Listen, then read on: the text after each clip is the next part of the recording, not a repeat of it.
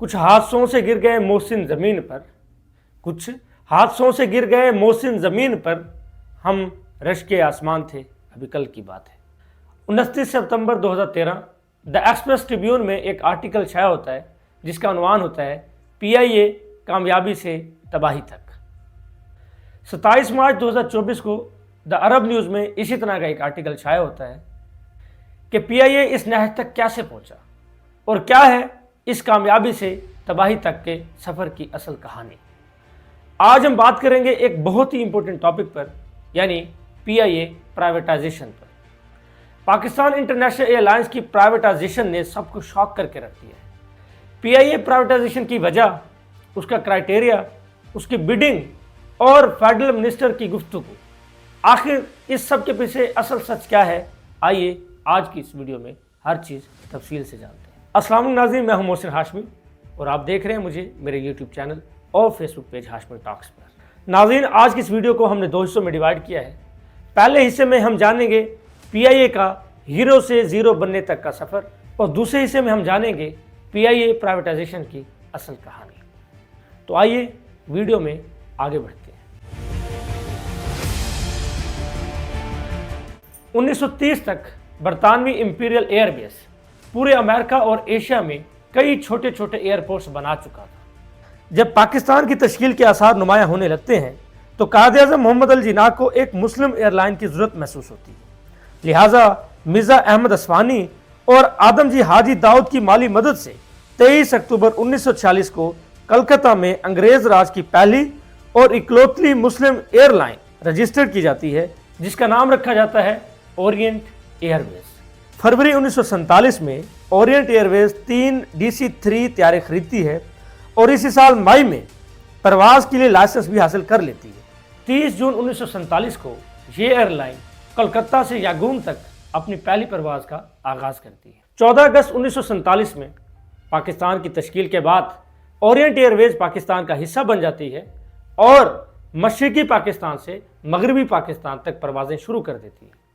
1949 तक Orient Airways के पास 3 CV-240 conveyor त्यारे मौजूद होते हैं और ये कन्वेयर त्यारे रखने वाली पहली एशियन एयरलाइन बन जाती है।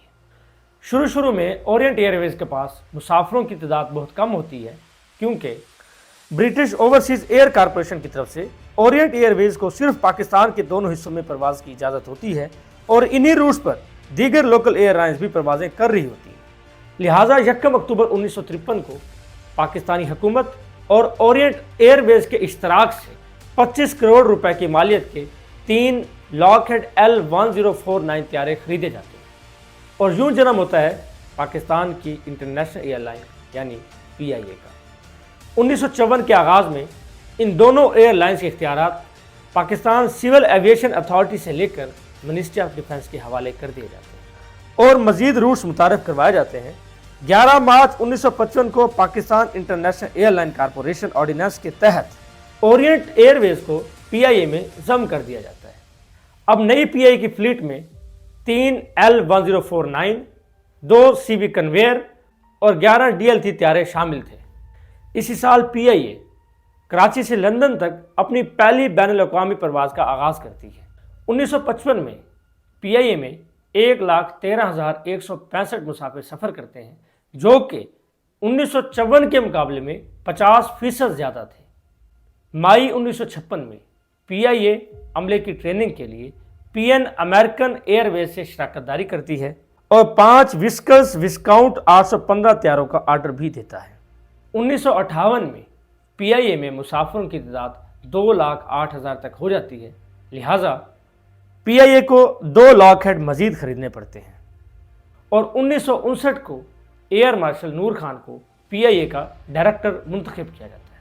फरवरी 1960 में PIA अमेरिकन एयरलाइन से एक बोइंग 707 त्यारा लीज पर लेता है और अमेरिकन पायलट्स PIA का हिस्सा बनते हैं और 1960 के इख्तिताम तक PIA मुनाफा के दौर में दाखिल हो चुका होता है।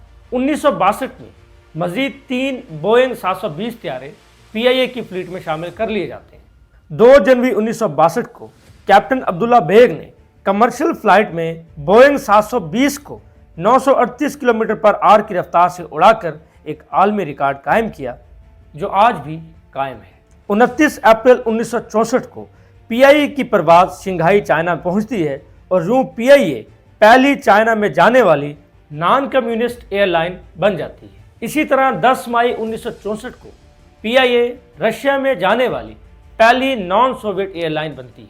1970 میں پی آئی اے کے روٹس پوری دنیا میں پھیلنے لگتے ہیں اور Tehran, Paris, Istanbul, Baghdad, Kuwait, Jeddah, Bangkok, Tokyo اور دمشق جیسے بڑے بڑے روٹس پی آئی اے کا حصہ بنتے ہیں اور 1974 میں نور خان دوبارہ پی آئی اے کے چیئرمین مقرر ہوتے ہیں۔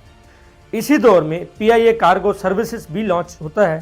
1976 میں پی آئی اے ٹی اے پی سے مزید 2 طیارے لیز پر لیتا ہے اور 1977 تک پی آئی اے کے مسافروں کی تعداد 2.2 ملین تک پہنچ جاتی ہے اور اس طرح صرف جولائی سے دسمبر تک پی آئی اے کا ریونیو $134 ملین تک پہنچ جاتا ہے۔ پی آئی اے بین الاقوامی ایئر لائنز کو اپنے جہاز لیز پر دینا شروع کر دیتا ہے اور مختلف ممالک کی ٹیکنیکل اور انتظامی مدد بھی شروع کر دیتا ہے۔ 1980 میں کراچی میں کئی کارگو سینٹرز کھولے جاتے ہیں، ٹیکس فری دکانیں کھلتی ہیں اور ایئر لائن میں پہلا ایئر بس طیارہ بھی شامل کیا جاتا ہے۔ 1981 تک پی آئی اے کے ملازمین کی تعداد 2400 ہو جاتی ہے جو کہ دنیا میں کسی بھی ایئر لائن سے زیادہ ہوتی ہے۔ 1980 میں سیاست کے توازن بگڑنے کی وجہ سے پی آئی اے کی کارکردگی پر کافی منفی اثر پڑتا ہے اور پی آئی اے کی ذمہ داریوں کو کئی نئے حصوں میں تقسیم کر دیا جاتا ہے، لیکن اس کے باوجود بھی پی آئی اے کو 1981 سے 1984 تک ایک ریکارڈ منافع حاصل ہوتا ہے۔ جون 1985 میں پی آئی اے میں 6 بوئنگ 737 طیارے شامل ہوتے ہیں۔ یوں پی آئی اے ایشیا کی پہلی بوئنگ 737 طیارے رکھنے والی ایئر لائن بن جاتی ہے۔ اسی سال پی آئی اے دبئی کی امیرس ایئر لائن کے وجود کے لیے ٹیکنیکل اور انتظامی مدد فراہم کرنے کے ساتھ ساتھ ایک نیا بوئنگ 737 اور ایک A30D ایئر بس طیارہ بھی دیتا ہے۔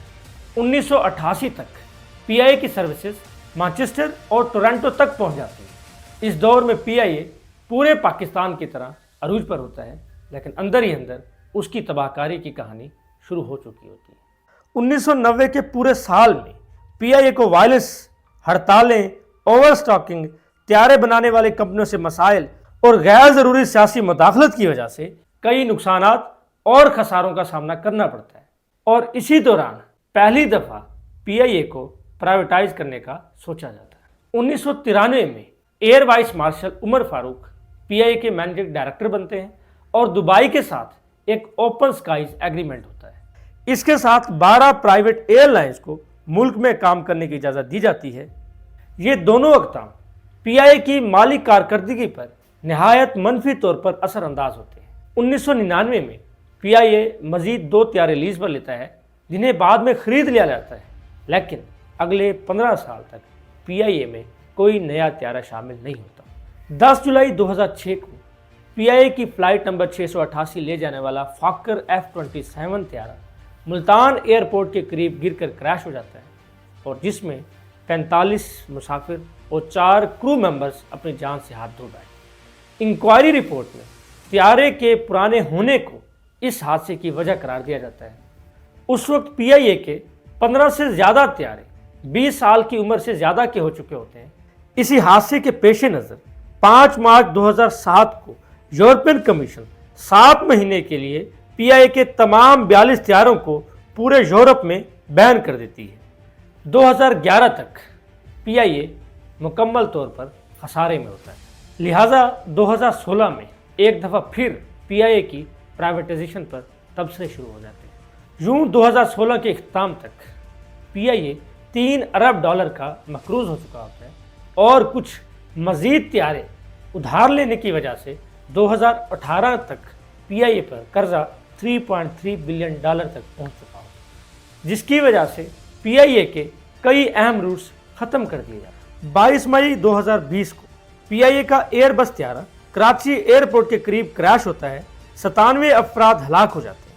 حادثے کی وجہ غیر متوازن لینڈنگ کے دوران طیارے کو نقصان پہنچنا بتائی جاتی ہے، لیکن رپورٹس اس حادثے کی وجہ کو انسانی غلطی قرار دیتی ہے۔ اس حادثے کے پیش نظر پی آئی اے दिसंबर 2020 में तकरीबन अपना आधा अमला खारिज कर देता है।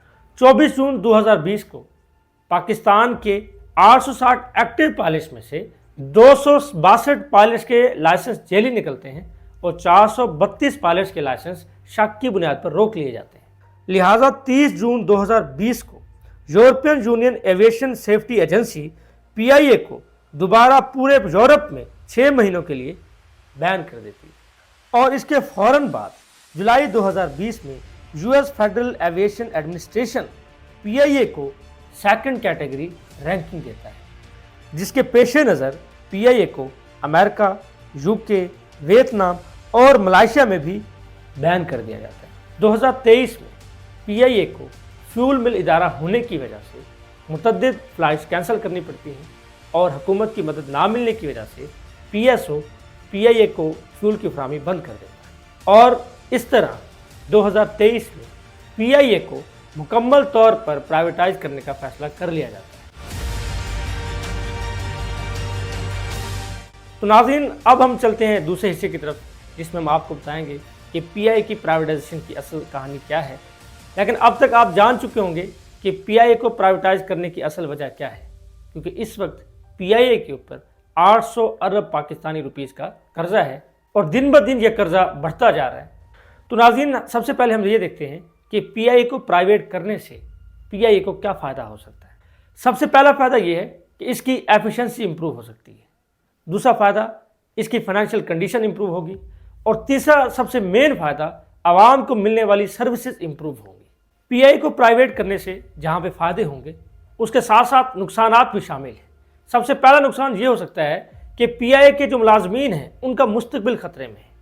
दूसरा नुकसान, PIA की कौमी पहचान ख़त्म हो जाएगी, क्योंकि वो प्राइवेट हो जाएगा तो उसकी नेशनल आइडेंटिटी ख़त्म हो जाएगी।